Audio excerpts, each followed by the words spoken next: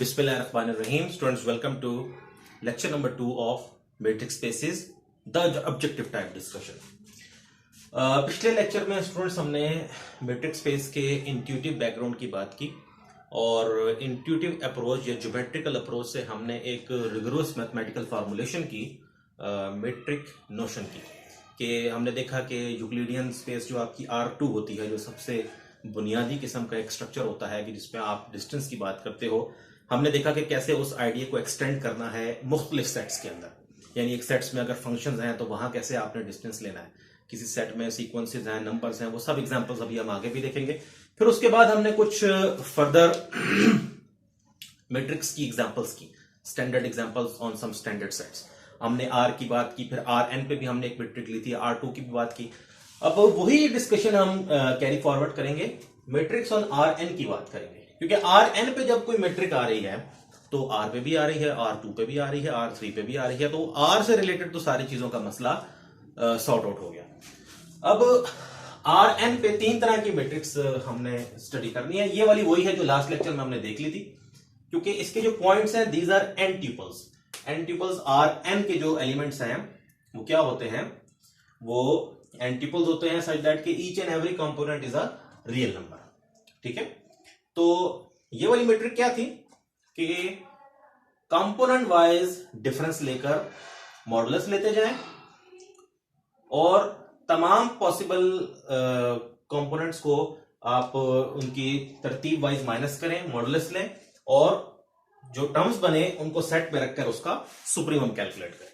इसको समझने के लिए जो सबसे आसान तरीका था वो ये वाला था कि सुप्रीमम ऑफ दिस फैक्टर और आई वेरीज फ्रॉम 1 to n, यानी इस पे आई की वेरिएशन चलाएं तो ये सेट बनेगा x1 minus y1 modulus, x2 minus y2 modulus, और चलते चलते n तक जाएं और फिर इस पूरे सेट का सुप्रीमम लें। क्योंकि ये एक फाइनाइट सेट है तो इसका सुप्रीमम डेफिनेटली क्या करेगा, एग्जिस्ट करेगा। तो ये जो फंक्शन है जो इस अंदाज में डिफाइन है, ये उन 4 प्रॉपर्टीज को सेटिस्फाई करता है।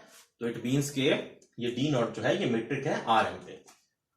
फिर D1 से एक डिनोट होती है, ये कैसे डिफाइन है कि आप उसी तरह कंपोनेंट वाइज माइनस करते जाएं कॉरस्पॉन्डिंग एलिमेंट्स को तरतीब वाइज और उनका मॉडुलस लें और मॉडुलस लेकर उस पर सम कर दें, यानी उसकी एक सीरीज चला दें।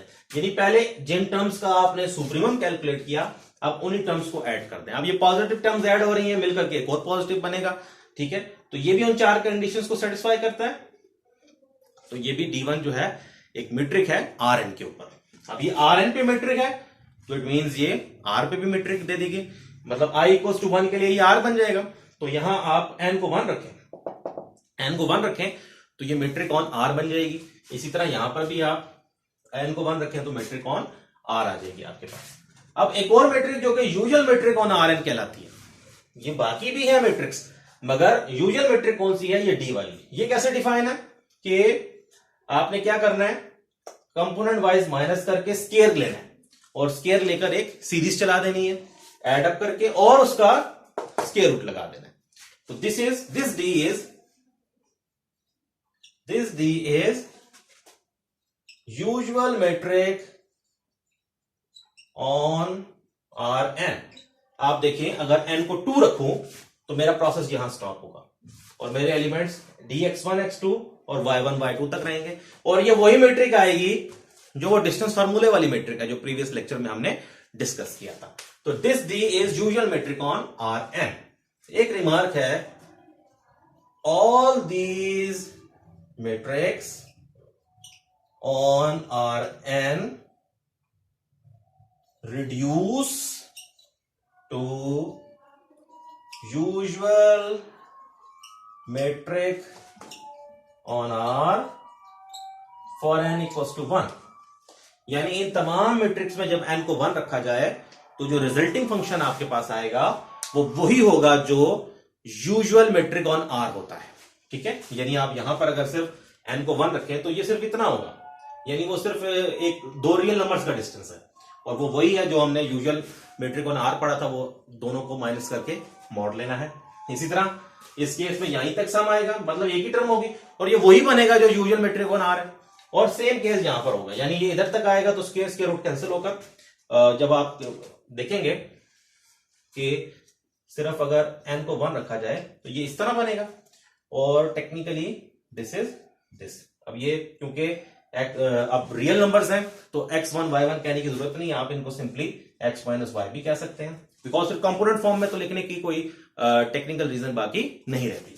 तो ये 3 मैट्रिक्स हैं आर एन के ऊपर। थोड़ा सा हम आइडिया को एक्सटेंड करते हैं और आर एन और आर टू इनसे आगे चलकर अब हम डिफरेंट किस्म के सेट्स के ऊपर मैट्रिक्स को स्टडी करते हैं।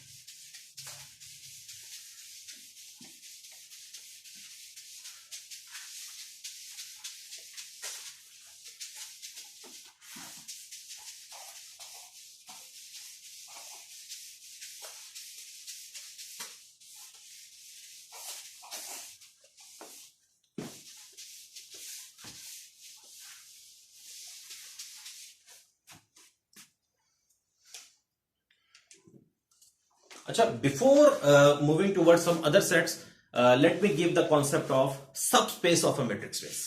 Subspace of a metric space.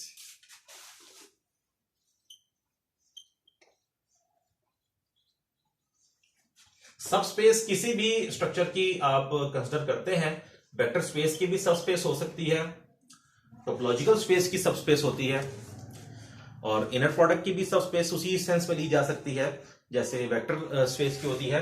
लेकिन हम सबस्पेस ऑफ मैट्रिक स्पेस लेंगे तो मैट्रिक फंक्शन से ही मैट्रिक स्पेस बनती है, तो मैट्रिक फंक्शन से ही मैट्रिक सबस्पेस बनेगी। इसको हम क्या कह सकते हैं? Metric subspace. सबसे पहले हम इसको डिफाइन करने से पहले रिस्ट्रिक्शन ऑफ ए फंक्शन का कॉन्सेप्ट पढ़ते हैं। मैं थोड़ा सा नॉन टेक्निकल वे में restriction of a function define करूंगा, टेक्निकल वे में हम बाद में देख लेंगे। Restriction of a function, let f from x to y be a function where x and y are arbitrary non-empty sets, are arbitrary non-empty sets. Let z be a subset of x, then the function f star from z to y defined by f star of x is equal to f of x for all x belongs to capital Z is called restriction, is called restriction of f। यानी किसी function की restriction से क्या मुराद है? किसी function की restriction से मुराद एक और फंक्शन है। अब कैसा फंक्शन? उसका उस फंक्शन से कोई ना कोई लिंक होगा। यानी अगर एक फंक्शन है x से लेकर y तक डिफाइन है, x और y arbitrary subset, arbitrary non empty sets हैं, तो सिंपली एक लाइन में अगर रिस्ट्रिक्शन ऑफ ए फंक्शन को डिफाइन करना है कि जी फंक्शन है, उस फंक्शन को वही रहने दो, फंक्शन की डोमेन को उसके किसी सबसेट से रिप्लेस कर दें। फॉर एग्जांपल, अगर आप जानते हैं कि ये जो फंक्शन है लीनियर फंक्शन को ले लें x+2, ठीक है। अगर मैं r का कोई सबसेट लूं ऐसे,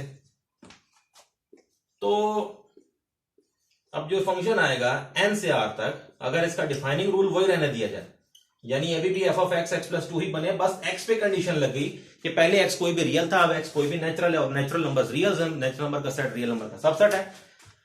तो इस अंदाज में जब फंक्शन बनाएंगे तो ये रिस्ट्रिक्शन है, इसको बेशक आप f स्टार कह रहे हैं, इज रिस्ट्रिक्शन ऑफ f। तो टेक्निकल वे में क्या है कि फंक्शन बनाए जो कि x के सबसेट z से वही y तक ही जाए, और इस अंदाज में जाए कि z के एलिमेंट्स पे f स्टार का जो आंसर है वो वही रहे जो z के एलिमेंट्स पर f का आंसर था। यानी फंक्शन का डिफाइनिंग रूल वही रहे, for all X belongs to C. तो ऐसा जो फंक्शन कंस्ट्रक्ट किया जाएगा, this will be the restriction of F. अब मैं मेट्रिक सबस्पेस या मेट्रिक स्पेस की कोई सबस्पेस या मेट्रिक सबस्पेस को डिफाइन करता हूं। Let x d be a metric space and y be a subset of x such that y is non-empty. Then restriction d dash, अब restriction लेनी है, d फंक्शन था, मेट्रिक फंक्शन d था, तो अब एक हमने उस फंक्शन की रिस्ट्रिक्शन बनानी है, उसको d डैश कह दिया। Then restriction d dash of d to d किस पे डिफाइन होता था? मैट्रिक की डोमेन x क्रॉस x होती थी, यानी जिस सेट पे मैट्रिक देनी है उसकी Cartesian product with itself. Then restriction d dash of d to y cross y। देखें, अगर y x का सबसेट है तो y cross y x cross x का सबसेट है, यानी d अगर x क्रॉस x से r तक है, तो अब मैं अगर कोई d डैश बनाऊं जो कि y क्रॉस y से r तक हो, और d डैश की डेफिनेशन वही रहना तो जो d की थी, तो ये d डैश रिस्ट्रिक्शन होगी d की। Then restriction d dash of d to y cross y is a metric on y, is a metric on y। ठीक हो गया? सो दैट, क्योंकि देखें x के एलिमेंट्स के लिए अगर कंडीशंस ट्रू हैं तो y उसका सबसेट है, तो उसके लिए भी वो 4 कंडीशंस ट्रू हैं। तो x क्रॉस x को अगर y क्रॉस y से रिप्लेस कर भी दिया तो स्टिल वो मैट्रिक की नोशंस होल्ड करेंगे। तो d डैश मैट्रिक आ जाएगी किस पे? y क्रॉस y के ऊपर।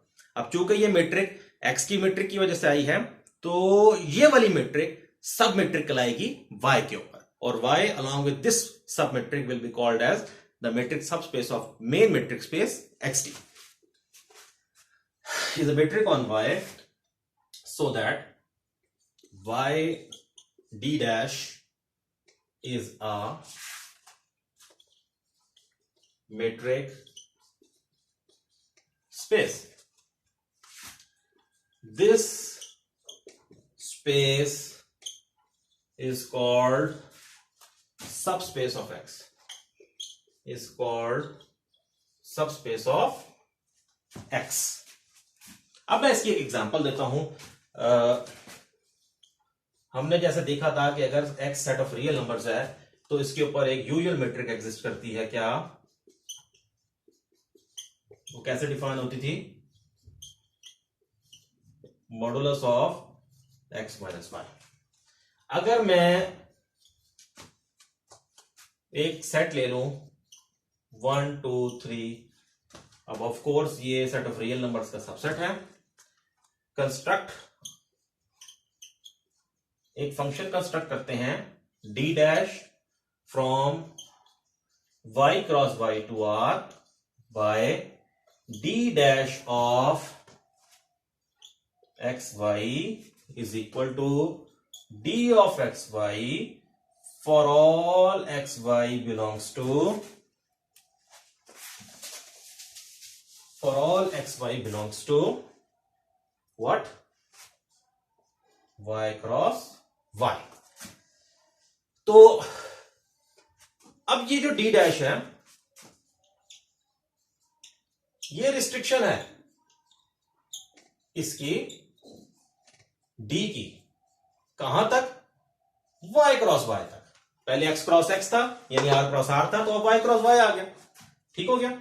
सो दैट अब चूंकि जो y के एलिमेंट्स है वो r के एलिमेंट्स भी हैं, तो वो 4 कंडीशंस इन 3 एलिमेंट्स पे भी ट्रू होंगी। So that y d dash is a subspace of xd या rd, यानी सेट ऑफ रियल नंबर्स पे जो यूजुअल मैट्रिक है उससे आप r के किसी भी सबसेट के ऊपर एक सबस्पेस सब मैट्रिक का कॉन्सेप्ट ला सकते हैं। तो ये हमने टेक्निकल वे में सबस्पेस को डिफाइन किया।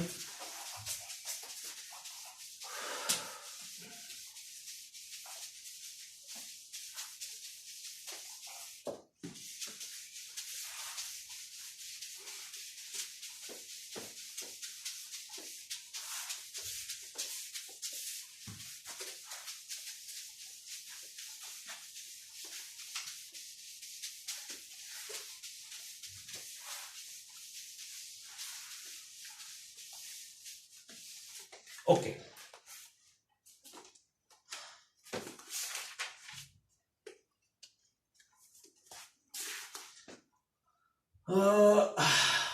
metric on BAB. Now what is BAB? इस BAB को हम प्रिसाइसली देखते हैं, ये क्या है। BAB is the class of all real valued functions. Real valued functions कौन से होते हैं? जिनके answer set of real numbers होते हैं। सो जिनके answer set of real numbers में फॉलो करते हैं, is the class of all real valued functions defined on close interval a b, यानी जिसकी डोमेन क्या है, जिसकी domain close interval a b है। यानी ऐसा कोई फंक्शन ले लें जो ए बी इंटरवल से कहां तक हो, सेट ऑफ रियल नंबर्स तक हो। फॉर एग्जांपल अगर आप देखें तो you can take this function, मतलब इन कंडीशंस कोई भी इंटरवल लें, उसकी डोमेन में रखें, तो उसका जो एलिमेंट्स का जो स्क्वायर है वो रियल नंबर्स में ही फॉल करेगा।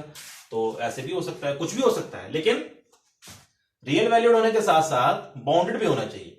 अब आई डोंट थिंक सो कि ये फंक्शन बाउंडेड है। लेट्स सी, अगर आप बी तक जाएंगे तो ऑफ कोर्स उसका स्केयर उसी लेवल तक बढ़ेगा, तो ऑफ कोर्स ये इसकी बाउंड्स मिल जाएंगी। बट इन जनरल बाउंडेडनेस से क्या मुराद है? BAB is the class of all real valued functions defined on real valued bounded functions, real valued bounded functions defined on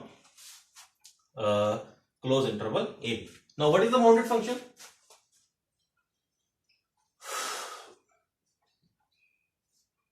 A function f from x to y is bounded if its range set is bounded. अच्छा, range set के bounded होने का क्या मतलब है कि range set की lower bound भी हो और रेंज सेट की अपर बाउंड भी हो। क्योंकि किसी भी कोई भी सेट बाउंडेड कब होता है? जब आपको उसकी लोअर बाउंड भी मिल जाए और उसकी अपर बाउंड भी मिल जाए, रियल एनालिसिस के अंदर। और इफ एक और कंडीशन भी होती है, F of X modulus is less than और equals to K for all X belongs to real numbers where के is some positive. Of course modulus अगर किसी से लेस है तो वो उस नंबर को पॉजिटिव ही होना पड़ेगा, बिकॉज मॉडुलस कभी नेगेटिव तो हो नहीं सकता। तो के क्या हो सकता है?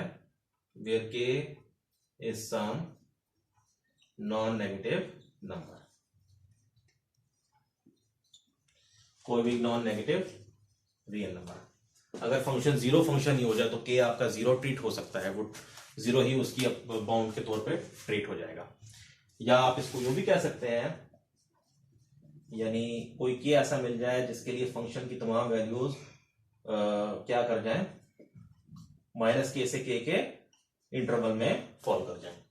बहरहाल जब हम रियल एनालिसिस में बाउंडेडनेस को देखेंगे तो हम उसको ज्यादा और डिटेल में देख लेंगे। Class of all real valued bounded functions defined on close interval AB। Define, अब इसके ऊपर एक मैट्रिक देंगे, D फ्रॉम, ऑफ कोर्स अब BAB cross BAB domain treat होगी। और ये कैसे मैट्रिक दे रहे हैं हम? अब ये फंक्शंस का सेट है, तो D ऑफ F, G क्या करेंगे हम? जब हमने इन फंक्शंस के दरमियान डिस्टेंस की नोशन देनी है, तो उन फंक्शंस की जो डिफाइनिंग रूल्स हैं उन्हें माइनस करके मॉडुलस, और इस मॉडुलस को इंटीग्रेट करना है A से लेकर के B तक।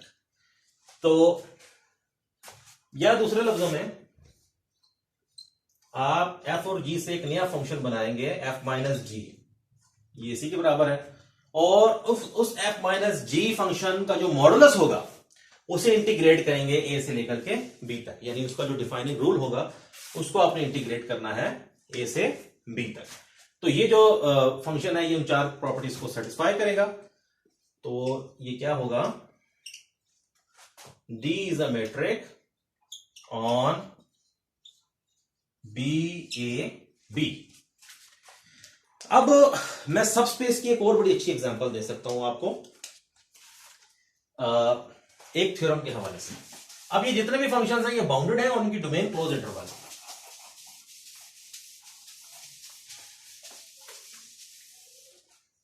रियल एनालिसिस का एक थ्योरम है,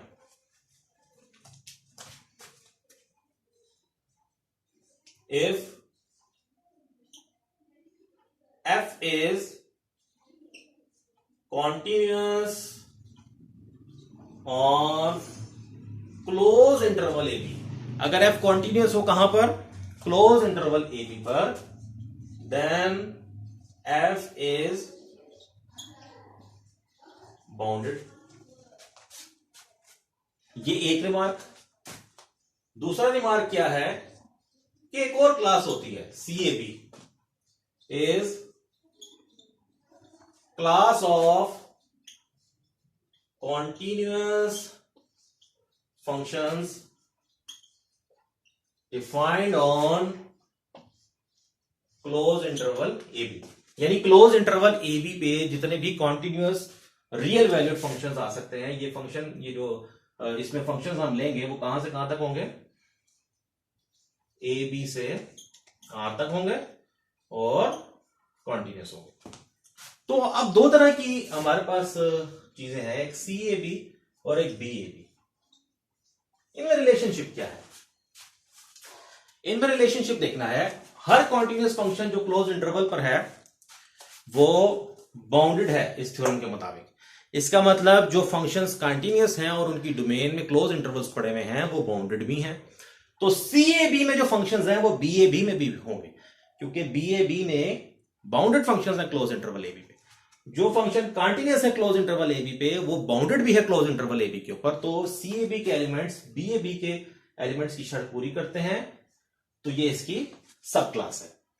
अगर ये सब क्लास है तो CAB क्रॉस CAB इसको कंटेन करना चाहिए BAB क्रॉस BAB के अंदर, और BAB के ऊपर एक मैट्रिक आ चुकी है। तो ये जो मैट्रिक है ये एक सब मैट्रिक दे देगी CAB के ऊपर, क्योंकि हमें अभी अभी सब मैट्रिक का कॉन्सेप्ट पढ़ा है। तो यही फंक्शन अगर डिफाइन कर दिया जाए इस सेट के ऊपर तो ये एक तरह का सब मैट्रिक का नोशन दे देगा।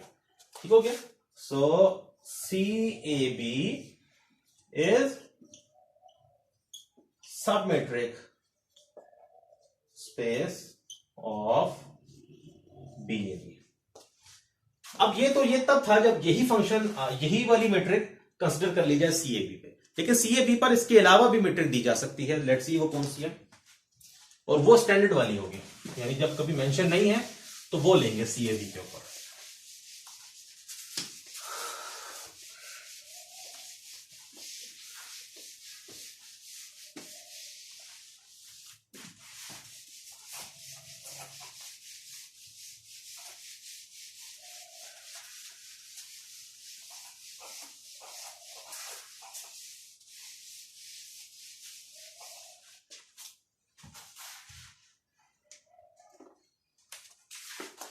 तो नेक्स्ट डिस्कशन क्या है, CAB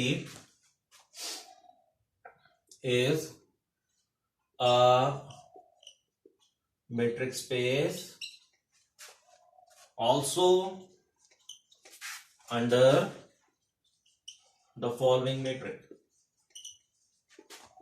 यानी वो जो प्रीवियस डिस्कशन थी उस फंक्शन के तहत तो मैट्रिक बनी जाती है CAB पे, एक और अंदाज भी है इस पे मैट्रिक देने का, अंडर द फॉलोइंग मैट्रिक। अब ये फंक्शंस की स्पेस है, तो D from CAB cross CAB to R by, कैसे डिफाइन करेंगे, दो फंक्शंस हैं उनका डिस्टेंस कैसे लेना है कि एक सेट बनाएं, ठीक है, f of x minus g of x, इनका मॉडुलस कैलकुलेट करें और तमाम x के लिए ये डिफरेंसेस कैलकुलेट करें। और x कहां से आ रहा है, ऑफ कोर्स जो डोमेन है फंक्शन की वहां से x आएगा, और इस एब्सोल्यूट डिफरेंसेस का सुपरमम लेंगे। या दूसरे लफ्जों में एक नया फंक्शन f माइनस जी बनाएं, उस फंक्शन का मॉडुलस कैलकुलेट करें तमाम वैल्यूज ऑफ x के लिए, और उन तमाम वैल्यूज ऑफ x के लिए जो इस नए फंक्शन की इमेजेस की मॉडुलस वैल्यूज हैं उनका जो सुप्रीमम है, this will give you metric on CAB। तो ये एक और अंदाज है मेट्रिक देने का CAB के ऊपर। तो BAB और CAB ये दो बड़े इंटरेस्टिंग हमने सेट्स पढ़े कि जिन पे मेट्रिक मौजूद है। अब हम L इंफिनिटी की बात करते हैं। इसको कैसे डिनोट करेंगे? L infinity, set of all bounded real और complex सीक्वेंसेस। रियल या कॉम्प्लेक्स? रियल सीक्वेंस कौन सा होता है? यानी सिंपली एक फंक्शन है n से r तक, ये सीक्वेंस इन R है, और एक फंक्शन है n से c तक, ये सीक्वेंस इन C है, और लेट्स सपोज फंक्शन है n से x तक, तो ये सीक्वेंस इन x है। हमारा सीक्वेंसेस कौन से यहां पर? रियल हो या कॉम्प्लेक्स हो, यानी दो ऐसे, मतलब इस तरह के फंक्शंस जिनकी domain set of natural numbers और इमेजेस कहां पर हैं? R या C में। और फर्दर क्या है इसमें? बाउंडेड होने चाहिए। तो बाउंडेड सीक्वेंस कौन सा होता है? Bounded sequence, a sequence xn is bounded, बिल्कुल जिस तरह बाउंडेड फंक्शन था, बिकॉज सीक्वेंस भी एक फंक्शन है, is bounded if modulus of xn is less or equal to k for all n belongs to the set of natural numbers and k is non-negative। ठीक है? या दूसरे लफ्जों में sequence की तमाम टर्म्स अगर इस इंटरवल के अंदर आ जाए, for all n belongs to set of natural numbers, k is greater than or equal to 0। Okay okay, अब L इंफिनिटी के ऊपर हम एक मैट्रिक देते हैं। यानी अगर किसी सेट में बाउंडेड रियल या कॉम्प्लेक्स सीक्वेंसेस पड़े हुए हैं तो वहां पर हम डिस्टेंस की बात कर सकते हैं। अब इसमें सीक्वेंसेस मौजूद है, यानी डिस्टेंस जो आएगा वो सीक्वेंसेस के दरमियान आएगा। d कहां से कहां तक है? L infinity cross L infinity to R। अब दोनों जो आपके पास कंपोनेंट्स होंगे पेयर के, वो सीक्वेंसेस होंगे। तो सीक्वेंस है तो x बेसिकली एक सीक्वेंस है इस अंदाज में, और y, अब ये xn और yn बाउंडेड हैं और रियल या कॉम्प्लेक्स सीक्वेंसेस हैं। ओके, इसको क्या लिख सकते हैं हम? x1 x2 x3 up to so on। Likewise y1 y2 y3 up to so on। तो ये हमने इन दो सीक्वेंसेस के दरमियान डिस्टेंस का एक रूल देना है, और सीक्वेंसेस पे शर्त क्या है कि या तो वो रियल सीक्वेंसेस हो या कॉम्प्लेक्स सीक्वेंसेस हो। तो हम क्या करेंगे? हम एक सेट बनाएंगे और उस सेट के अंदर हम क्या करते जाएंगे? x1 माइनस y1 मॉडुलस, यानी कंपोनेंट वाइज माइनस करके एब्सोल्यूट लेते जाएंगे। अब ऑफ कोर्स ये प्रोसेस कहीं रुकना नहीं है, this will keep on going, और इस पूरे सेट की सुप्रीमम कैलकुलेट कर लेंगे। और अगर जरा थोड़ा सा क्लोज फॉर्म लिखने का मूड हो तो हम इसको यूं भी लिख सकते हैं, xn minus yn such that n belongs to the set of natural numbers। Okay okay, तो इस किस्म के एब्सोल्यूट डिफरेंसेस कैलकुलेट करके उनकी जो सुप्रीमम होगी वो आपको डिस्टेंस दे देगी L इंफिनिटी के ऊपर। तो हमने 3 से 4 बड़े इंपॉर्टेंट किस्म के नोशंस आज डिस्कस किए। नोशन तो बेसिकली एक ही था सबस्पेस वाला, और बाकी हमने बड़ी मेन एग्जांपल्स को डिस्कस किया है। नेक्स्ट टाइम इंशाल्लाह इस एग्जांपल्स ही के प्रोसेस को कंटिन्यू करके हम फिनिश करेंगे और फिर उससे आगे हम ओपन बॉल्स और क्लोज बॉल्स की तरफ मूव करेंगे। Thank you.